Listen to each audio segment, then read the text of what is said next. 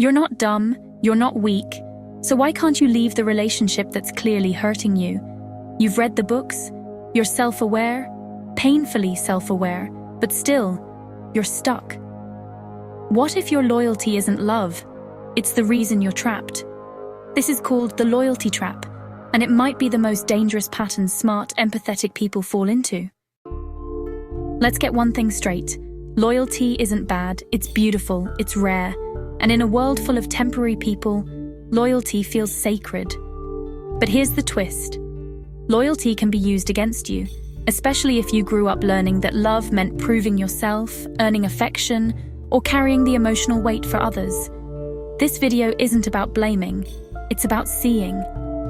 Because once you understand how toxic relationships weaponize your loyalty, you can finally begin to break free. And just to be clear, noticing the pattern doesn't mean you failed, it means you're finally waking up. So what exactly is the loyalty trap? It's when your loyalty becomes self-betrayal.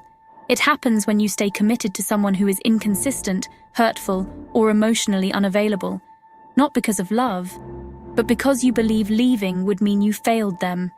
Psychologists say people with high empathy, especially those with anxious or fawning attachment styles, are the most vulnerable. Why? Because you were trained to regulate others before yourself. And here's the kicker. Smart people fall into this trap all the time. Why? Because you're good at rationalizing behavior. You tell yourself, they're just going through something. If I just communicate better, they'll finally understand. This is what unconditional love looks like, right? Spoiler, it's not. Love isn't unconditional when it demands the sacrifice of your mental health.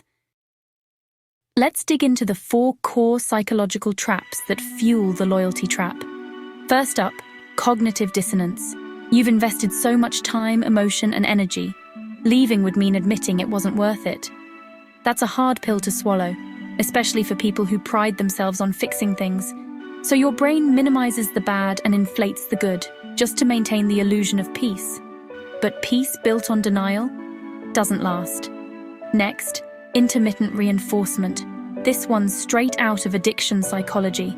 The relationship isn't always bad. Sometimes they're amazing. They say the right thing. They hold you just right. They look at you like you're their world. And then they ghost, or explode, or twist the blame back on you. Just when you're ready to leave, boom, they're sweet again. This pattern creates dopamine chaos in your brain.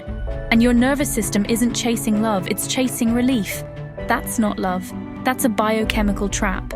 Then there's identity fusion. This one's sneaky. Identity fusion is when your sense of self becomes inseparable from your role in the relationship. You think, I'm not a quitter, or they just need someone to believe in them. Now you're not just staying for them, you're staying to protect the story you built about yourself. And when your identity becomes tied to someone else's healing, you'll do almost anything to keep that illusion alive. And finally, trauma bonding. This is the deepest layer. A trauma bond forms when your emotional attachment is shaped through cycles of pain and reward.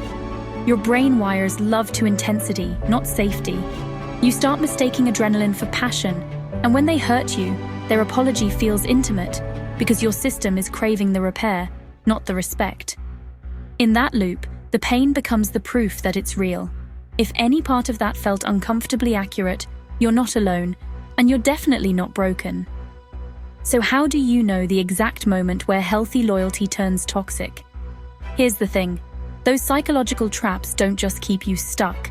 They give you cover. And for a lot of smart, sensitive people, the thing we hide behind is loyalty. Smart people often use loyalty as a shield. It protects you from feeling like the bad guy, from facing the terrifying thought that maybe love isn't enough. So you say things like, it's not that bad. I've been through worse. At least they're not that bad. You start shrinking your expectations to match their bare minimum, and then you tell yourself you're being loyal, when really, you're just afraid. Afraid to start over. Afraid to be wrong. Afraid to face the grief that comes with letting go. But let's make this clear. Loyalty in healthy love is mutual, safe, and consistent. Loyalty in toxic love feels like walking on glass just to prove you're worthy. And what if I told you? Leaving isn't disloyal, It's actually the most loyal thing you can do for yourself. But real quick, if this made something click or cracked something open, hit like. Because this clarity, you deserved it a long time ago. Let's get practical. If you're caught in the loyalty trap, here's how to start climbing out. Step 1, call it what it is. Stop sugarcoating it. Don't slap a label on it and hope it sounds less painful. If it hurts more than it heals, it's not love. It's trauma disguised as love. Step 2, reclaim loyalty for you. Stop asking, how can I stay loyal to them? Start asking, how can I stay loyal to my values, my peace, my truth? Choosing yourself isn't betrayal, it's alignment.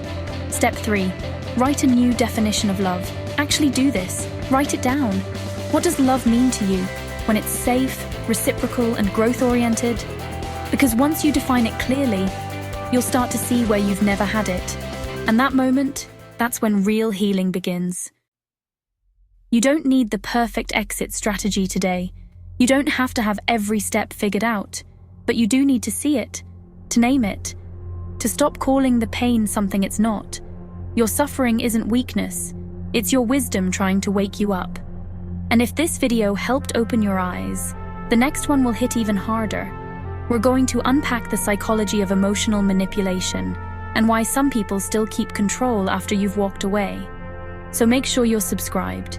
You deserve clarity, you deserve peace, and you deserve love that doesn't ask you to abandon yourself. The truth is, loyalty isn't love if it costs you your peace. Leaving isn't betrayal, it's choosing yourself. You are not your pain, you are not the pattern that kept you stuck, and you deserve a version of love that doesn't require you to disappear to keep it.